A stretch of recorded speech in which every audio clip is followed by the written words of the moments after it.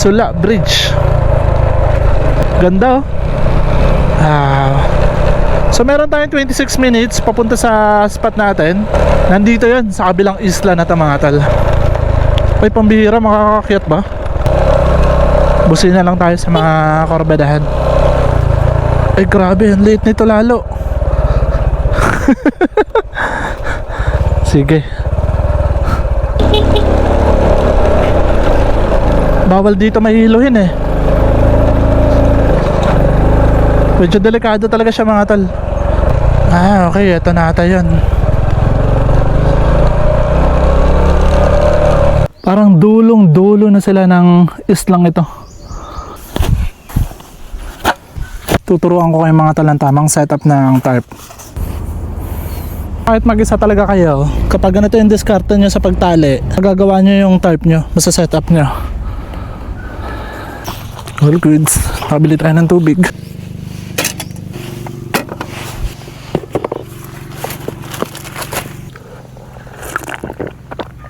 Nakahuli yata. Ayun o. Ayun o. Okay na to.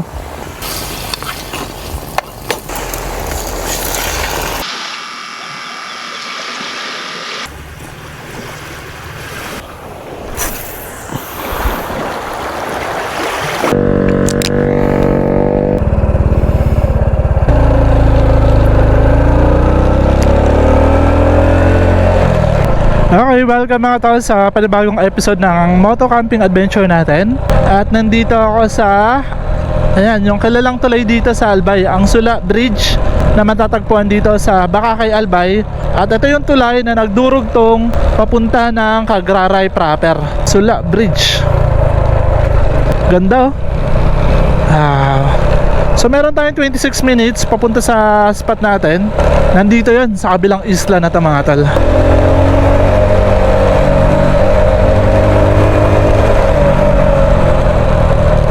Itong rota na to mga tol, from Legazpi City, halos gugugulin nyo to ng isang oras may kalahati. Kasi doon yung naging starting point natin hanggang makarating tayo dito sa Santo Domingo, papasok yung pakadaan nyo ng tulay. At pagdating ko naman mga tol ng Santo Domingo, Albay, meron akong pinasukan na crossing. Ang magiging landmark nyo doon ay yung simbahan ng Santo Domingo. At tuloy-tuloy na hanggang marating nyo tong kalsada na to. Sundan nyo lang yung asphaltong kalsada na to hanggang makarating kayo dito sa Sula Bridge, yung tuloy na yan. At simula dito, meron na lamang tayong 25 minutes hanggang makarating tayo sa bagong spot natin na first time ko talaga makapunta dito. Kaya front cam tayo para mapakita ko din sa inyo yung mga gusto pumunta ng naka 4 wheels. Titignan natin kung makakapasok yung sasakyan nyo. Kasi ang nasisiguro ko lang na makakapasok na sasakyan ay yung motor, which is gamit natin lagi sa moto camping, si Uno. At masusubukan dito yung gulong na gamit natin, Shifa tires mga tol. Dahil ayon sa may-ari ay meron tayong dadaanan ng mga rough road. Medyo delikado daw yung daan, kaya ingat na lang daw tayo. Pero para sa akin, adventure yun, dahil sa gulong na gamit natin na pinagkakatiwalaan ko sa mga biyahe natin. Kaya kung di pa kayo naka Shifa tires, gumamit tayo ng Shifa tires dahil tagulan na. Dahil kahit pabago-bago yung panahon mga tol, walang problema sa gulong na to. So papakita ko sa inyo yung rota hanggang makarating tayo sa spot na yon na magiging campsite natin sa araw na to hanggang bukas. Dahil bukas sisibat tayo at maghanap naman tayo ng panibagong spot. So abangan nyo lang ang mga susunod nating episode. Pero ngayon, samahan nyo muna ako sa panibagong episode natin. Aakyat tayo ng kabundukan ng Bakakay, Albay hanggang makarating tayo ng Barangay Uson, Baramida Beach. Yan yung pangalan ng beach na pupuntahan natin. Okay, let's go mga tol. Birahin na natin to. Grabe yung tarik mga tol oh. Ang bigat kasi ng dala ni Uno, yung mga camping gear natin. Ganda ng kalsada na yan, kaso wala na. Nasira yung kabundukan. Makagawa lang sila ng kalsada na ganyan. At pagkakalam ko, hindi pa yan open sa publiko. 1.3 kilometer, magta-turn left tayo. Tatawid tayo ng kalsadang to. At ang pinaka-landmark natin na pupuntahan muna ay Kabasan District Hospital. So doon tayo magtatanong, papunta naman tayo ng Barangay Pungko, Bugnay. Dahil isa din yung sa barangay na dadaanan natin bago tayo makarating ng Barangay Uson, which is nandun yung beach campsite na pupuntahan natin. Ang ganda dun mga tol, nakita ko lang sa kanilang Facebook page. Nung nag-search ako kagabi, sabi ko dito na ako magka-camping. Kaya nga lang, challenge lang talaga. Tignan natin kung gaano ka-challenge yung rota nila. Ayun, dito. Kagraray pala siya. Kagraray District Hospital. Yun, dito yan. Ayun yung kalsada oh. Dadaanan lang natin pero bawal pumasok ata. Sarado par. Di ko alam kung saan yung tagos niyan. Tapos may bantayan dyan oh. Kahit alisin nyo to, masisita kayo dito. Meron kayo dito madadaanan na 4 lanes. Nasaan ko na din to napuntahan mga tol. Kakatakot dito kapag tag-ulan oh. Landslide. Pero ang ganda ng view dito mga tol. Ay yung view nyo, isla ng Kagraray. Ang ganda kaya dito mga tol. Ayun oh, ganda par.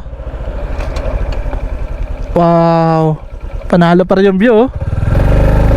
Picture lang tayo.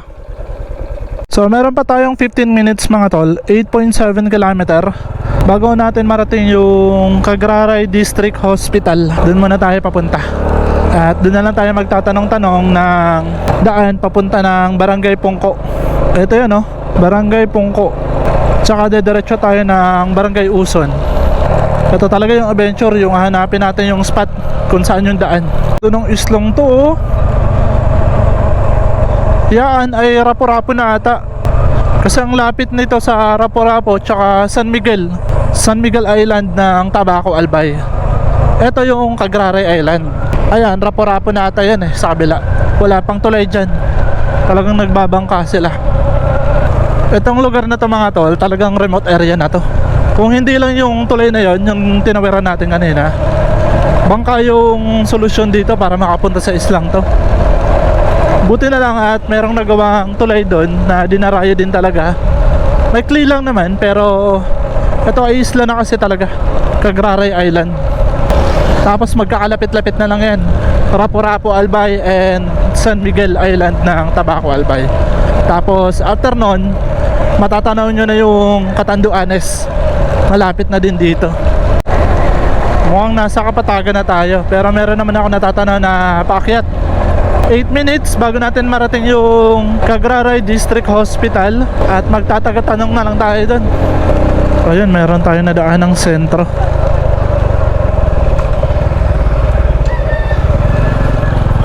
Meron silang mga parang terminal dito eh. 750. Ayun lang, kabiyak-biyak pala kalsada dito.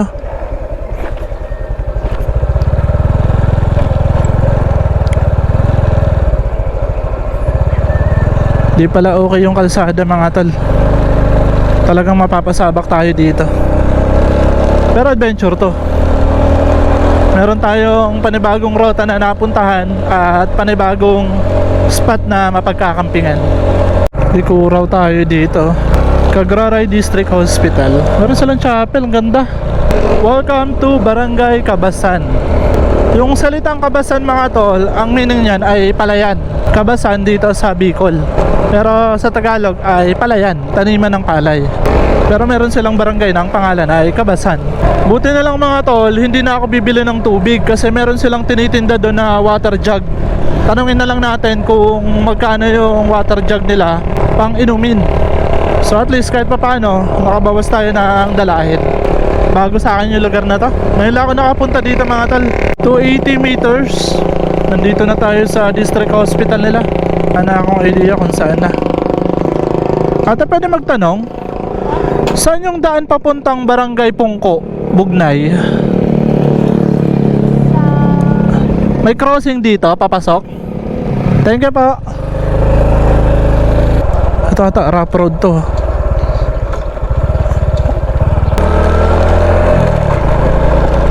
Let's see. Ito ata yung likurang bahagi ng hospital. Tapos ito yung rough road na sinasabi ni Madam, yung may-ari. Wala akong matanungan mga tol. Rough road nga. Ay, pambihira, makakakyat ba? Tatanong ako. Sir, magtatanong po. Ito sir yung daan papuntang Barangay Pungko. Kaya naman yung motor? Hanggang makarating po ng Barangay Uson na. Papunta po ako sa Barameda Beach. Dito po daan talaga na. Barameda Beach ng Barangay Uson. Thank you pa. May bahay kayo makita. Pa? Makapunta ka sa uno. May ibang rota din. Okay, thank you pa. Grabe, tarik to paro. Tapos rough road. Primera lang. Gagapang tayo paakyat. Adventure nga. Masusubukan dito yung ano ni Bunny Adventures XR150.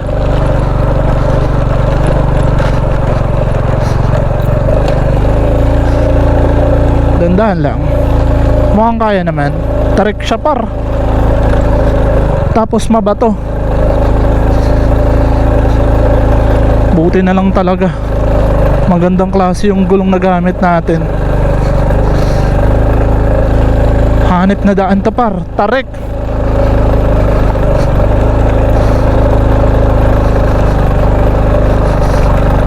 Yakang-yakan ni Uno. Gulong lang yung sekreto mga tol.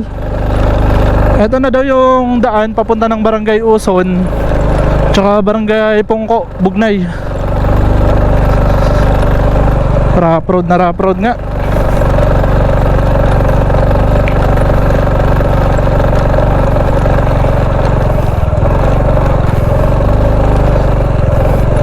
Kagandahan lang kung maulan, di siya magpuputik. Yun, nakakiyat din. Ay, magtatanong po. Diretso lang po ako papunta ng Barangay Uson. Papunta po ako sa Barameda Beach. Dito po talagang daan. Rough road lang po, no? Salamat po. Hindi ko maisakay si ate. Nandyan yung tailbag natin sa likod. Nilalakad talaga nila to. Mahal din siguro dito yung habal-habal. Kung sila kuya naghahabal yun eh. Napagtanungan natin dun sa baba. Adventure nga talaga mga tol. Papunta dito. Ang haba ng rough road. Tsaka puro bato siya. Buti na lang yung unahan ko ay naka off-road design. Pero yung likuran ko naka street tire tayo. Pero palag din naman. Street tire na tubeless ng Shifa tires. Kailangan dito naka off-road design talaga kayo. Or kahit isa sa gulong nyo naka off-road. Balik ka sa primera. Akyatin to.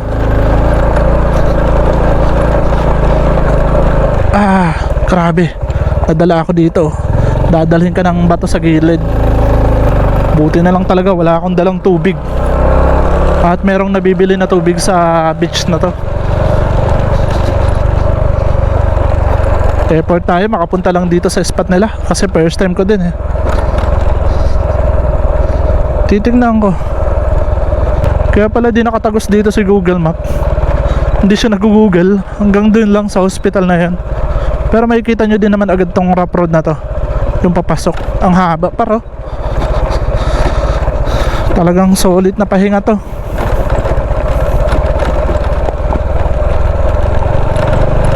Grabing adventure na gawa natin ah. Sana bukas hindi umulan para di tayo mahirapan sa paglabas.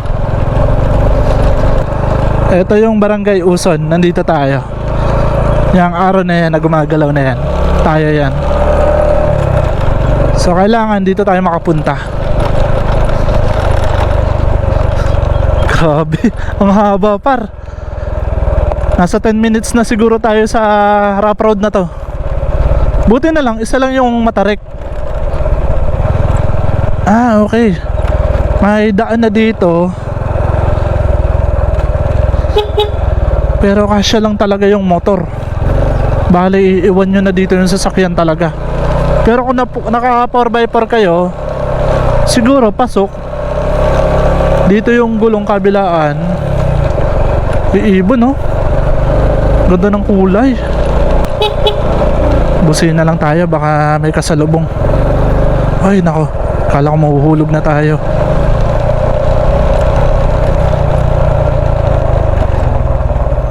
Tabi, tabi, tabi.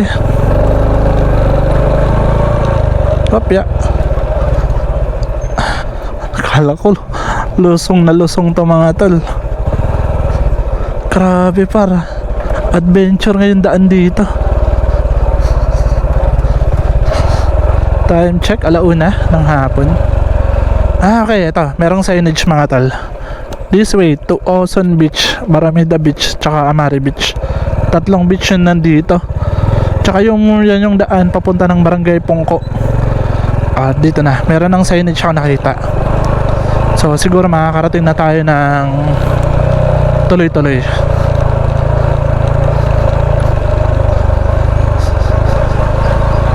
Grabe mga tol, kung merong kasalubong tayong motor, tatabi talaga yung isa. Dahil saktong-sakto lang yung motor sa kalsadang to. Yun lalo na dito. Ginawa lang ata nila to ng mga lokal dito. Tapos lalong paliit yung kalsada. Lumaki na naman uli kahit papano. Busin na lang tayo sa mga korbadahan. Ay grabe, ang liit nito lalo. Sige. Dito talaga nasusubok yung pagmomotor natin Grabe, wala nang kabahay-bahay dito Opya, konting galaw mo lang talaga dito mga tol. Pwede kang magkamali dyan matarik. Grabe yun, nakakatakot yung portion na yan. Lalo na to pababa.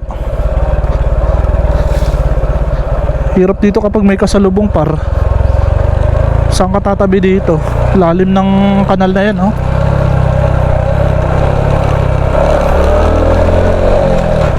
Grabe naman tong daan na to.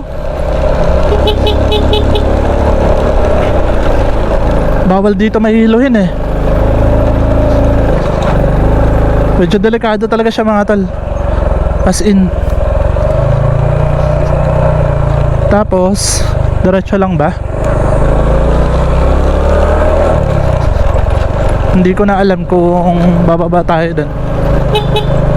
Wala tayong matanungan this way. Ayun Ocean Beach, Barameda Beach. Meron naman mga signage pala. Okay, baba tayo. Grabe, walang pagbabago yung daan mga tol. Ganun din. Ito yung adventure. Pupunta ka sa campsite na wala kang idea sa daan, pero alam kong napakaganda ng spot na to kasi nakita ko to sa social media nila. Opya. Grabe, malayo pa ata kasi dito tayo sa dulo, tabing dagat.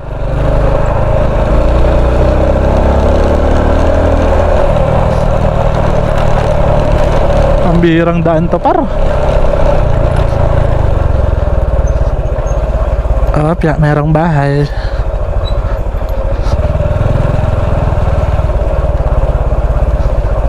Diretso lang ata tayo.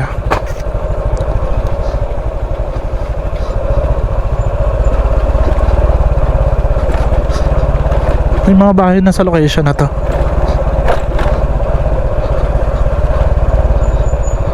Ito Barangay Oson to Ocean Beach.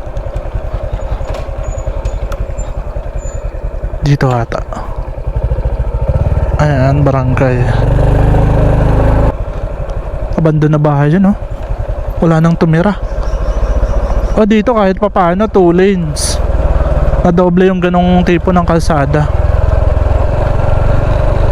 Ito na ba yun? Amari Beach to. Tatanong tayo.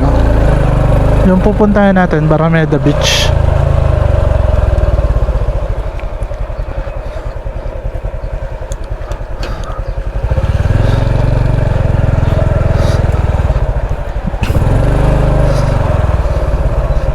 Boy, pwede magtanong, saan yung Barameda Beach? Unahan lang. Thank you. Unahan daw. Ito Ocean Beach. Nandito na yung kabahayan mga tol.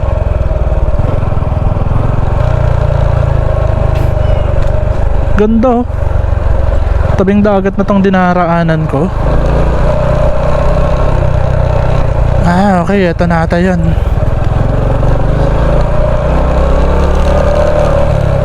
Barameda Beach. Ito na ata. Mukhang ito na yun mga tol. Gondo. Saan tayo magtatanong? Ah, sa kanila yung endpoint na daan. Okay mga tol, dito na tayo sa spot nila. Meron din sila dyang spot pwede mag-set up ng tent. Pero dito tayo pepresto para yung view natin dagat. So, solid. Ang ganda ng ano nila, location. Ganda pero tsaka napakatahimik oh. Parang dulong-dulo na sila ng islang ito. Grabe. So, paano? Set up tayo.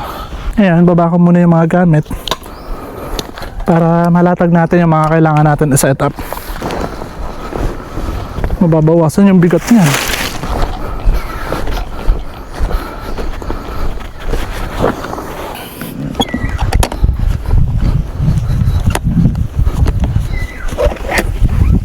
Pero presko na nga hangin dito ah. Okay, latag natin to. Ito yung paminwit natin tsaka lalagyan ng tubig. Presko dito ah. Hangin.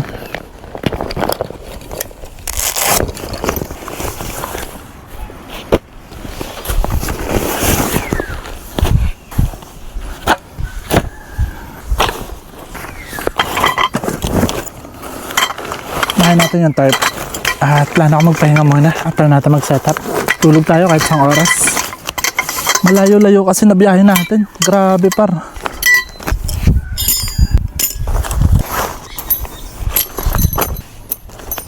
Tuturuan ko kayo mga talantamang setup ng tarp para hindi na kayo mangailangan ng yung full retainer. Ito lang oh. Itong taling lang to. Na-setup ko na siya. So, bawat isang ganito, yung merong karab, 2 tali. So, ito yung nasa gitna. Ah, papakita ko sa inyo.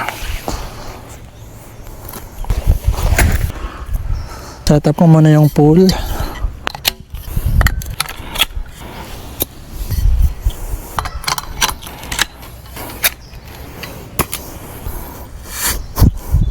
Patayo ko na yan para matansya ko. Ganito siya mga tolo. Meron akong karab na nakasetup. Tapos ito, nakatali na. Kailangan ko ng 2 pegs.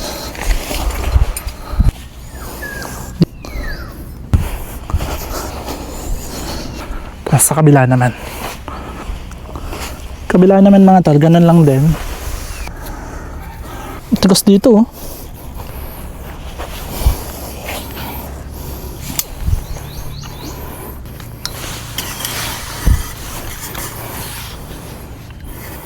Ayun, babatakan na lang natin yan mamaya. Tapos dito sa kabila, ganun din. So tatayo na siya kahit wala pang tali sa gilid. Ayun oh. At babatakan na lang natin yan.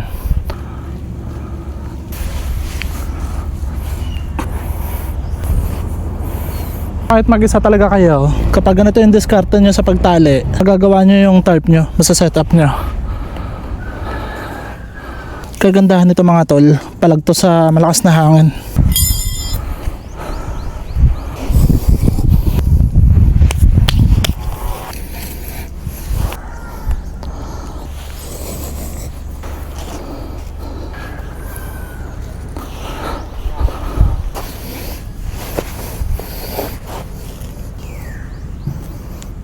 So ganyan siya mga tol. Kapag meron kayong 2 tali na nakaabang na dito sa gitna, hindi nyo na kailangan ng pull retainer. Matatayo nyo yung pole nyo.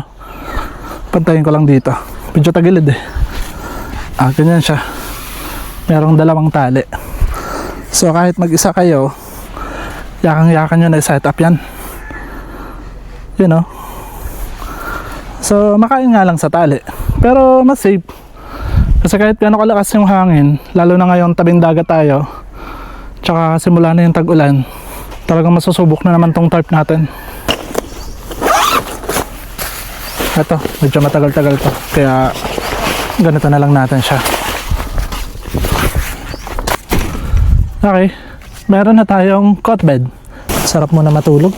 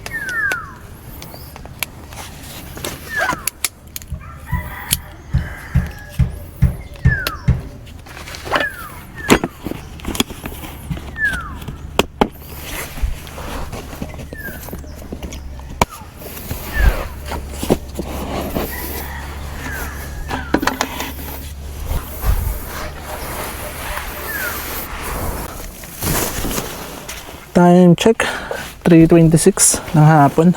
Nakatulog ako mga tol. Ngayon, i-give tayo ng tubig. Pero magchachanelas na ako. Kaya po par.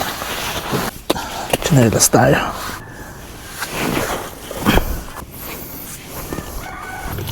All goods. Nakabili tayo ng tubig. 70 to mga tol.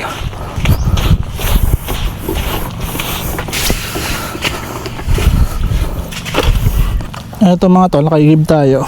Yung ganito nila, 70 pesos. Ayun o, isang galon. Bukasan natin balik yung lagayan. Lalabas ko lang mga gamit dito.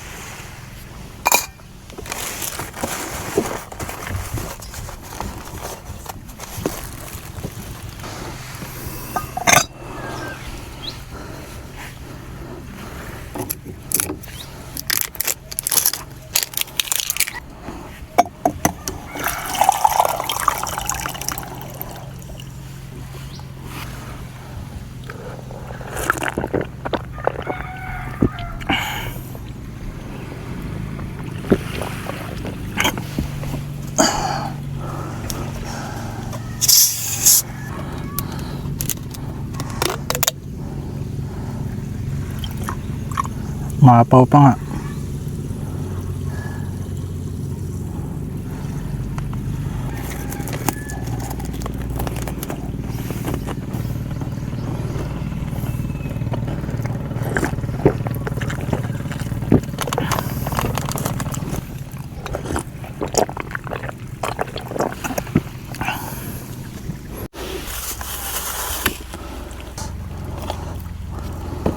Chop muna ako para isahan na. Susubukan kasi natin kung makakahuli tayo ng isda.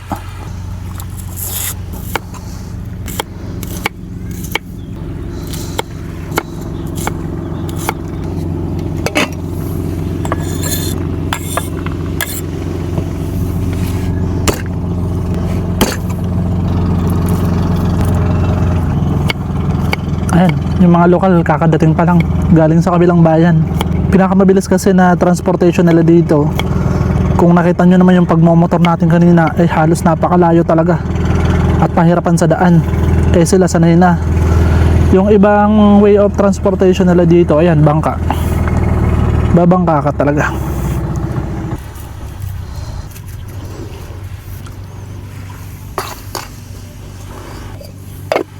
So ready na yung paminwit natin mga tol. Susubukan natin makahuli. Tara. Dito tayo sa mabato-bato.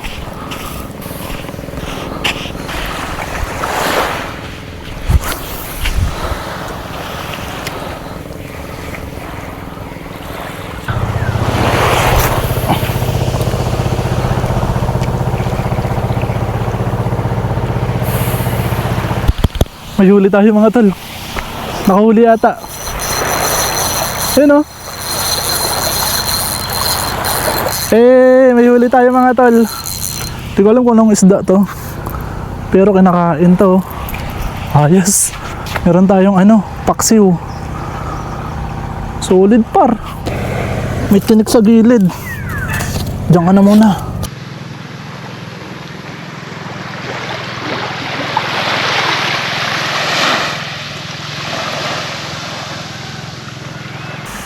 Mag-aalas 6 na nga mga tol.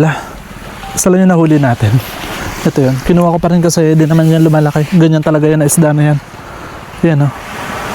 Gagawin ko, pretuhin ko lang yan mamaya. Tinaas ko kasi meron mga aso dito. Baka masalisihan pa tayo. Meron lang akong ibababad na kanin natin kasi nananaba na tayo.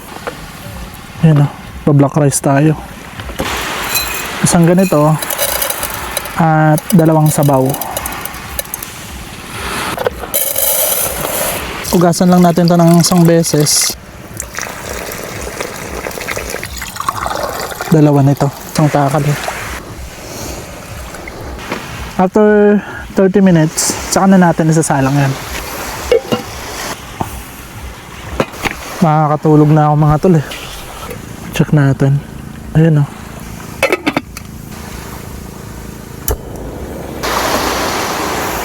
Ganda pa ro. Di pa ilaw sila dito.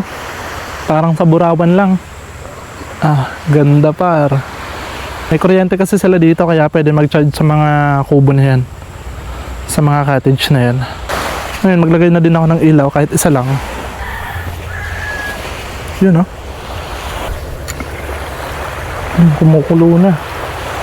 Dadagdag natin to sa ulam mga tol. Yung nahuli nating isda kanina. Sarap din yan o. Malaki-laki din kasi may laman din eh. Lilinisan ko lang.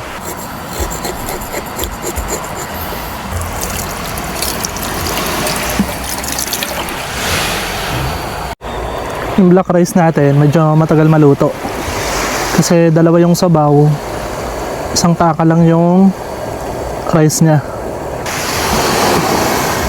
Ayan o. Okay na to.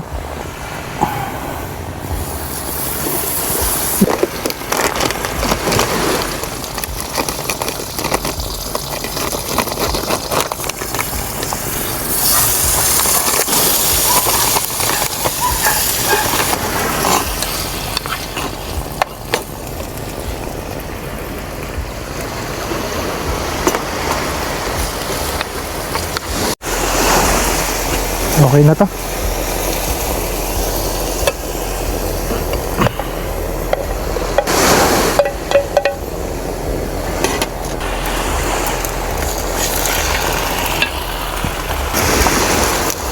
Okay na ito mga tol. Sarap po.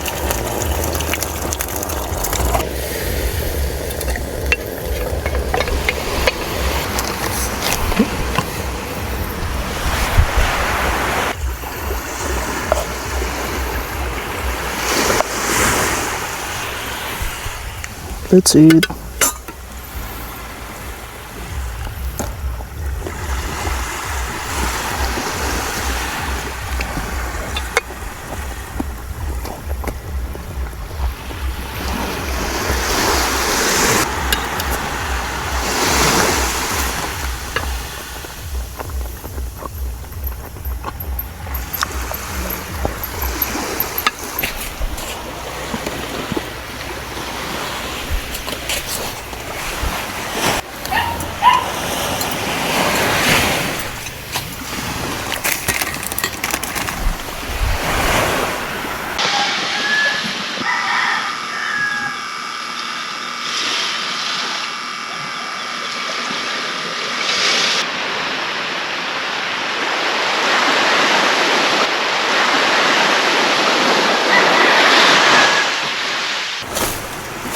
Good morning mga tol. Maaga ako nagising ngayon. Maaga kasi tayo natulog kagabi. So time check tayo mga tol. 5:08. Dito ata magsaset yung sunrise. Kasi wala pa, mamaya pa yan. Sarap ng tulog ko. Kaya nga lang, medyo mainit pa kasi tabing dagat. Tsaka ano itong nakaraang araw ay mainit pa rin. Yung singaw ng dagat ay talagang ramdam ko pa. Pero di nag-ano kasi meron naman akong dalang portable electric fan. Kaya kung magka-camping kayo sa ganito tapos summer, siguraduhin nyo talaga magdala kayo ng electric fan kasi mainit. So gagawin lang natin ngayong umaga na to. Tatry pa rin natin makahuli. Pipishing tayo. Ganda ng umaga ko. Solo ko yung spot, walang dumating kagabi. Kasi sabi nila ate, pagka gabi daw may humahabol pa. Kahit ganun yung sitwasyon ng daan, grabe. Ang titindi nila. Kagandahan dito mga tol, ayan. Meron silang mga pailaw kaya maliwanag. So at least kahit pa paano, nakabawi ako ng lakas. At nakapagpahinga, pwede tayo mag-proceed sa next spot. So di na muna ako uwi.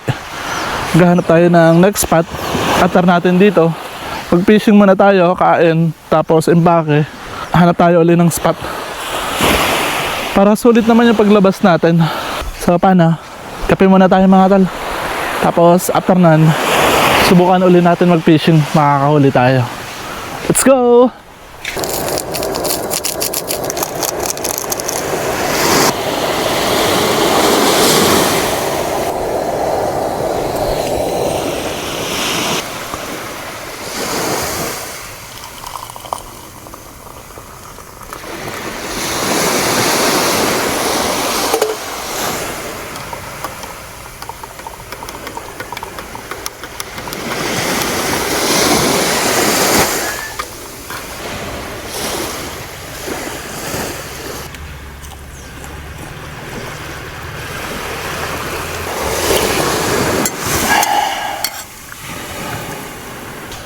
Dahil tapos na tayo magkape mga tol, fishing na tayo.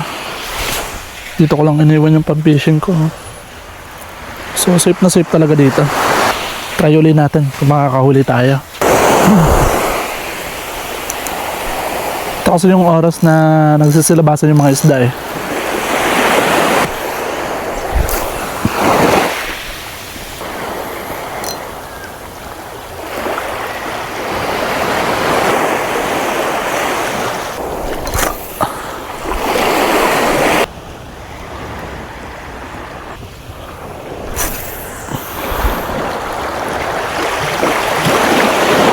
Sobrang ganda dito sa spot nila mga tol.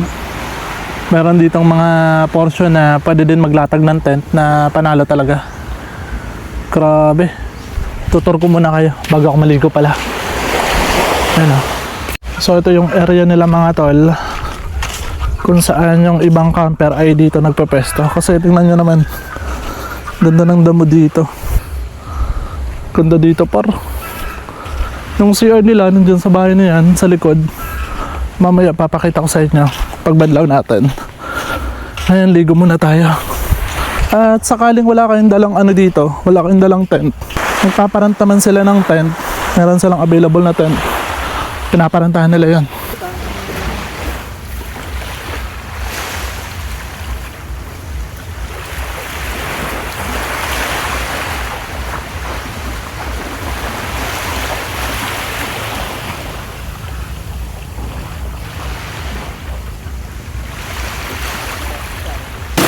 Presko mga tol. Dino po. Tsaka dito, buhangin pa. Buhangin pa tong portion na to. Tsaka kung meron kang mga kasamang bata, safe siya kasi hindi siya yung biglang lalim ba. Dito hanggang bewang ko kasi high tide. Pero kapag low tide, siguro mga ano ko to, tuhod. Presko, sarap magbabad oh. Mag-alas 8 ng umaga mga tol. Ayun, nakaligo na tayo. Presko. So magbabanlaw na lang ako para kumain. Then after natin kumain, impake ako ng mga gamit. Tsaka siba tayo. Ganda dito par. May mga dumating na naliligo nandito na part. Ngayon, banlaw muna tayo. At para makakain, babanlaw tayo. Ito yung CR nila. Pwede dito. Pwede dito. Dito na tayo.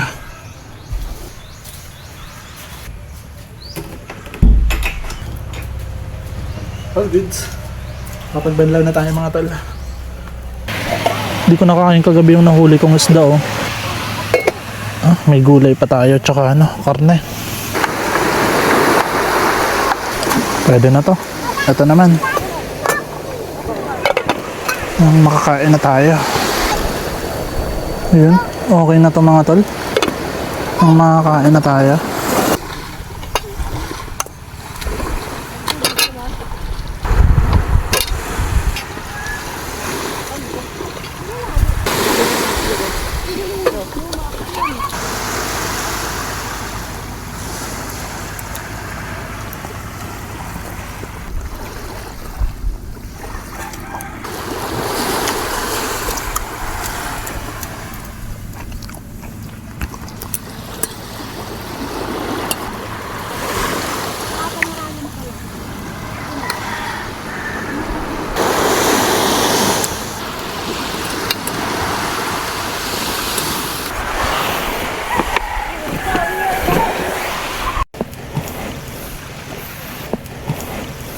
All goods na mga tol, yung mga gamit natin nandito na.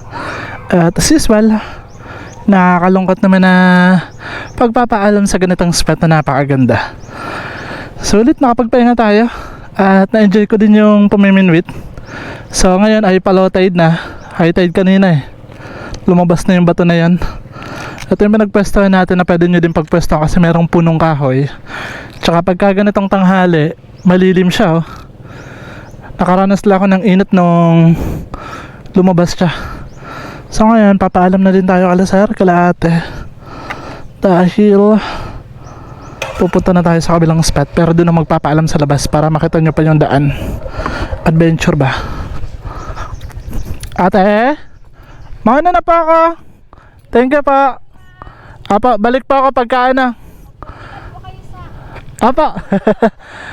Nasolo ko po yung lugar nyo eh. Balik pa ako dito.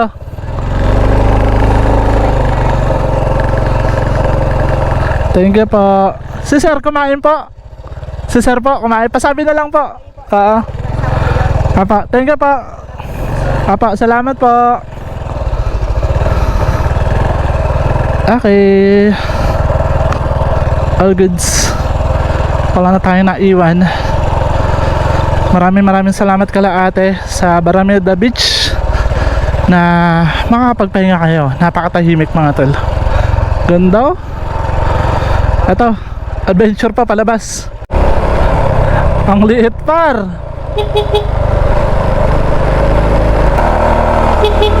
Akyatin pa.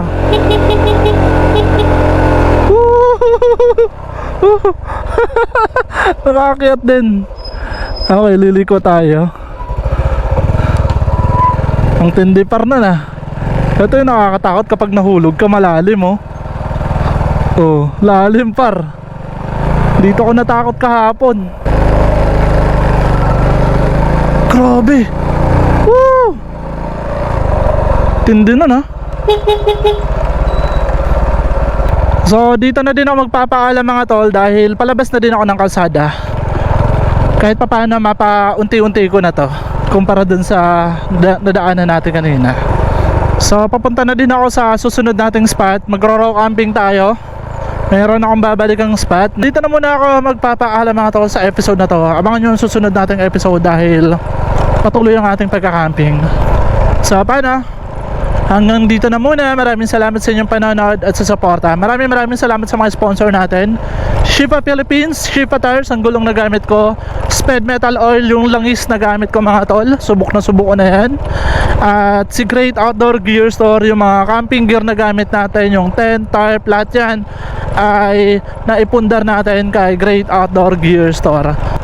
So maraming sa lahat sa mga bagong subscribers natin at sa patuloy nyong suporta mga tol. Lalabas na muna ako talaga dito bago natin pagpatuloy yung susunod na episode. Hanggang dito na muna. Maraming salamat sa inyong panonood at suporta. Peace out.